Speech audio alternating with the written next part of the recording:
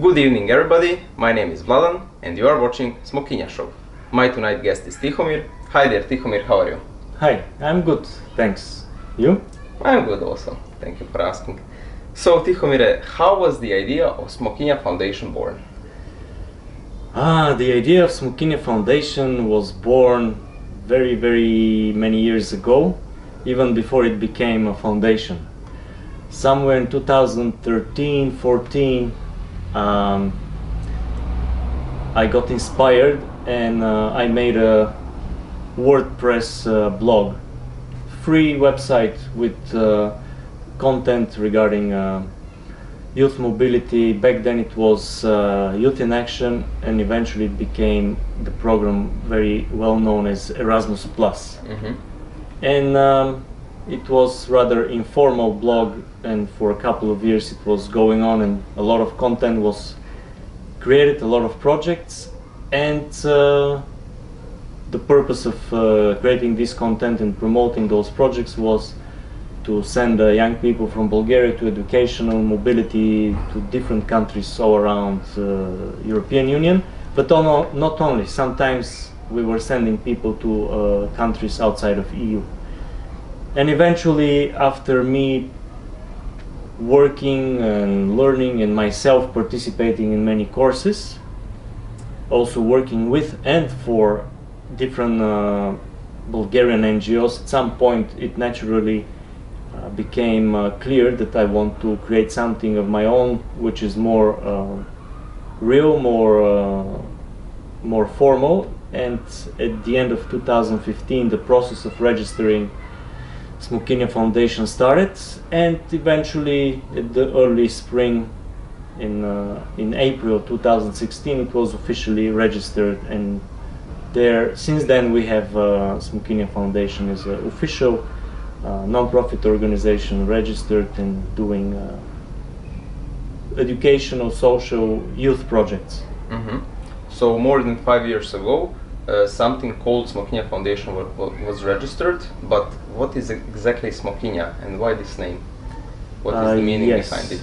Smokinya is a Bulgarian word for the fruit and also the tree of fig tree, and fig fruit in Bulgarian it's called Smokinya.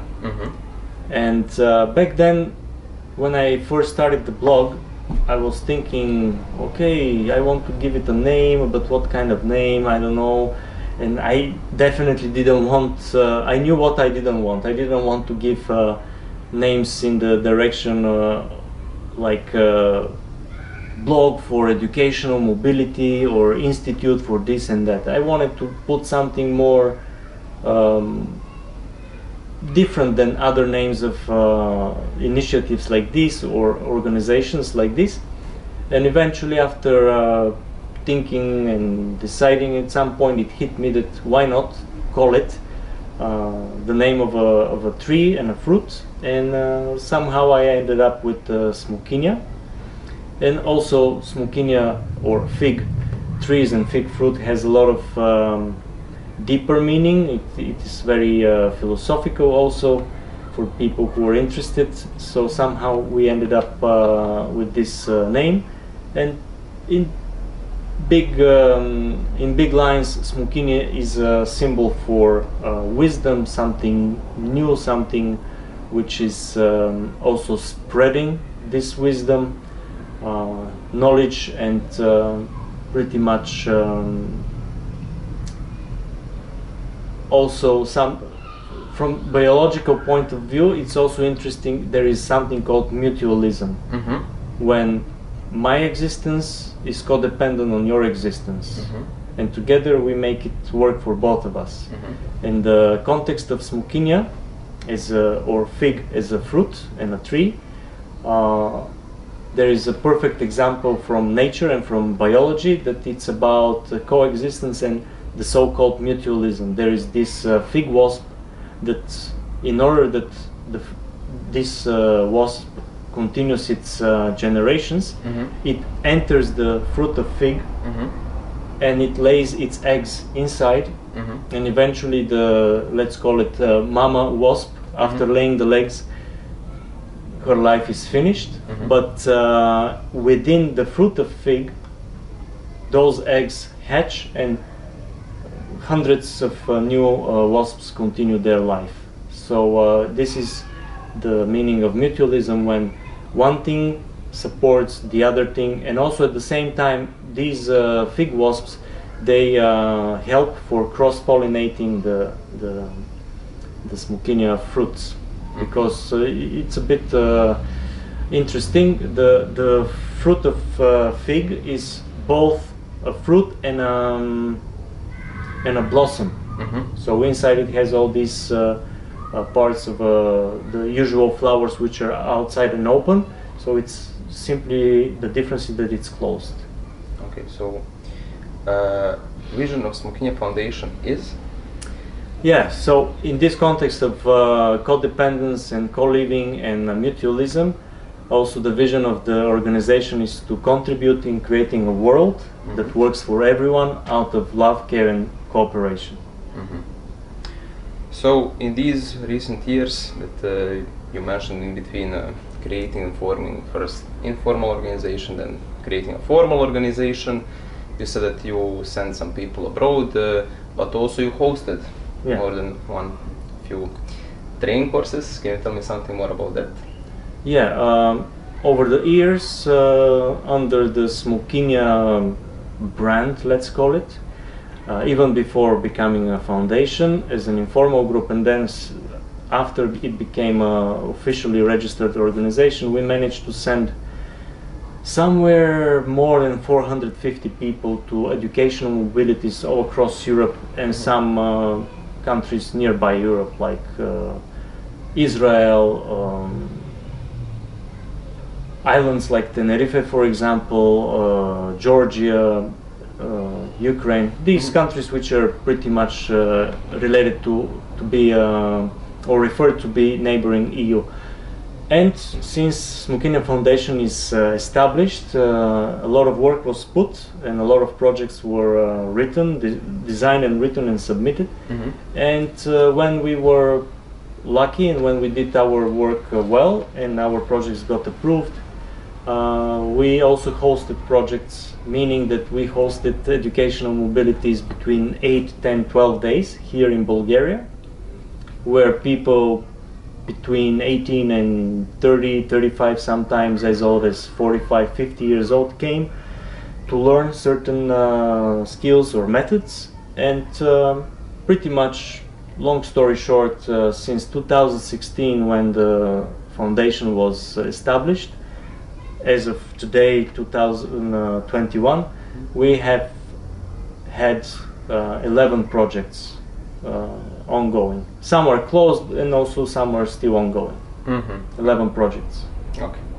So during this all years and with all these people and all these projects, what was more challenging thing to do as a director of Smokinya Foundation? To manage the paperwork or to manage the young people and people in general that came for learning or not so much for learning? Yes, this is a very, very big question.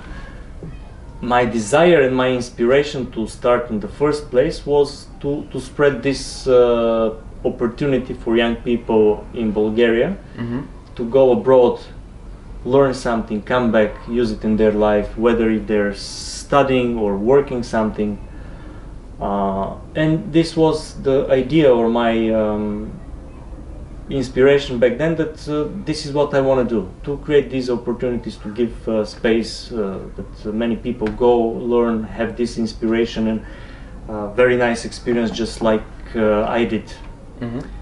And of course I didn't know that there is a price for this. Once things become real and official as a legal organization to be registered, then a lot of paperwork comes, like really a lot. And that includes administration, also of course planning, strategic planning, short-term, mid-term, long-term planning, and a lot of accountancy and all kinds of contracts and stuff. And pretty much this is quite important to do, and of course it's not so exciting to do, but without it nothing else can happen, or at least nothing of a bigger scale and so impactful like the projects that we are hosting. And at the same time, I find it for myself much pleasurable to work with groups of people when we have, I don't know, anything between 25, 35, sometimes up to 40 people in a room for 10 days, doing interesting activities, simulations, role plays. That is also quite time consuming. It takes a lot of work and effort to design the educational program, that there is a flow and everyone's learning needs are met. But this is rather the very, very much enjoyable part, and the paperwork, what is making the organization stable, and it's simply something that has to be done. It's out of any question. But definitely the work with people, it's more interesting and more pleasurable, and there is a lot of learning there also for me and my colleagues, trainers, youth workers. What is the most surprising thing that you learned from all these young people during all these years? What was if you unify everything, what is the most surprising learning for you? The most surprising learning? I never thought about that.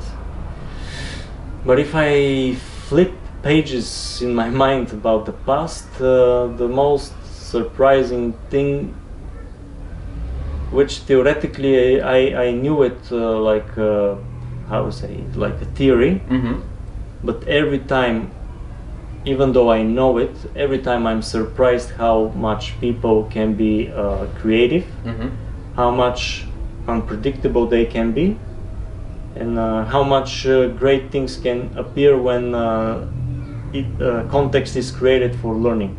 When I say context, I mean educational context, when a group of people comes from 10, 12 countries to one spot, which is the context, training center or whatever we're hosting it, sometimes in small family hotels, sometimes in rural areas in the mountains, or in urban areas in the city. And then this becomes a container for learning. And we always have a program, we always have a design, and where we start and where we want to finish as a learning journey. At the same time, there's so many unpredictables in between that this is the exciting part, that always something new appears and it's surprising. It's difficult for me to summarize it more specifically, but in these big lines, this is it, that people are by default are very creative, sometimes not in a direction that is working for them and the people around them, but also many times people are very creative in a holistic way to create greater goodness beyond themselves. Okay. So you mentioned that these activities, training courses and exchanges often happen in different surroundings, urban villages, family hotels, like you mentioned. What is the next goal of Smokinya Foundation? Yeah, this is the direction what we want to take as a challenge, and to do our best to realize it, is to create a training center, a place where we can host all of our activities without having to look for appropriate accommodation or appropriate place, and to always have this uncertainty and having to do all this work. Rather to create it and to have it, and to run it all year round as a youth educational center, also for volunteering and for trainings and youth exchanges, which can be also a place for retreats that third parties, other organizations or people rent and come to organize their whatever they have. It could be a yoga retreat, it could be a seminar or a conference, anything. So this is the biggest step, the next milestone, which is going to take a while to really design and to plan and to start doing steps to realize it, to have it in actual reality. And in the best case scenario, this has to happen in a rural area, where first it's much cleaner and more pleasant to be, having forest and some natural beauties around, and also from a practical perspective, when this is a place outside of a bigger city, there is less disturbance, there's less noise or spam around, there's less, even if you want to say bars and cafes and stuff, that can really distract people from the learning process. Simply when people were in this place where it's only designed for learning, they can really surrender to the learning process and for the program and everything. And the third most important thing, or not most, but as important as the other things, is that in Bulgaria there are so many little villages that somehow are losing their population. So we want to make it in a way that this international training center is established and functions in a small village area, somewhere within 1.5 hours from a big city. So we can revitalize this small village. We can create some employments for the locals, and we can bring a difference by bringing international groups of young people, sometimes not so young or adults, to this small place, and they can interact with the locals. And I think some very good results and very good impact can be created in that sense. Okay. That's the goal. Okay. So in July, Smokinya hosted an improvisation training course, Catch Your Moment. So let's see what happened there. Okay.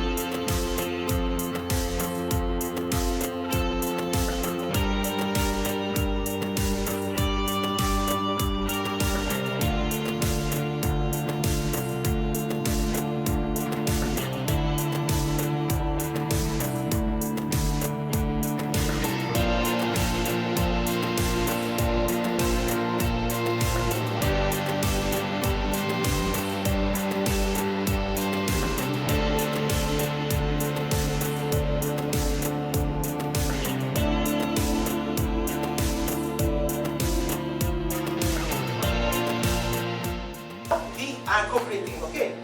So that means when Camila does something, I'm building on her idea, I accept it. Let's see how it goes in practice. So I could do that. No. So this you don't want. Okay, just I'm saying that. So I'm inspired, so maybe like that.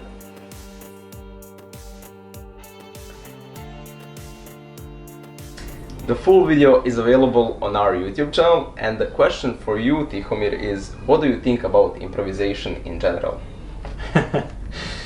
Improvisation is a very nice, cool thing, and you know, I have my formal academic education, and I'm a little bit brainwashed in that sense, and I think that many times in contemporary life people don't know actually the meaning of certain words and things. And what I learned during my formal education, and it stayed a lot and still very fresh in my mind, is to make the distinction. A distinction that improvisation is not doing whatever, whenever, But the distinction that improvisation is only possible when a person or a team of people is very well prepared and have practiced a lot a certain thing. Let's use an analogy. In music, the so-called jam sessions or improvisation sessions can only happen, and the best and the most beautiful jam sessions are only done by musicians who have many years of experience of playing the guitar or the piano or drums, and they know different patterns and different ways how to blend things in. So improvisation in that sense, how I like to think about it, is when a person or a team of people is so well prepared that nothing can surprise them, and they can use all this previous knowledge and experience and practice into making sudden switches and blending things in, like in music, but let's say also in our youth work. Many times we improvise, or I find at least myself improvising after a certain amount of years of experience dealing with communication, partnerships with organizations from more than 20-25 countries, only because I have seen many cases and many situations, sometimes more extreme, sometimes routine, and that helps me to resolve them. And many times nowadays, due to this lack of I don't know, actually there is a lot of information, but somehow nobody talks about impromptu. So this is this is the distinction, that improvisation is when you're very prepared and you have designed what you're gonna do, or you have a super much experience in what you're doing, so you can simply use your skills and competencies in a variety of different ways.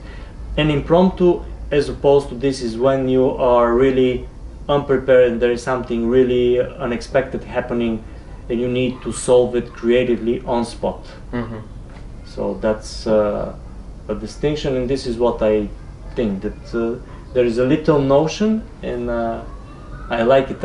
I have enjoyment in playing with these notions about meaning of improvisation and impromptu, for example.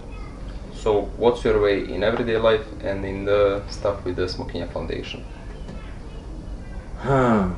In everyday life, I would judge myself that I'm doing a lot of routine things, and often I'm improvising based on previous experiences and knowledge and developed competence.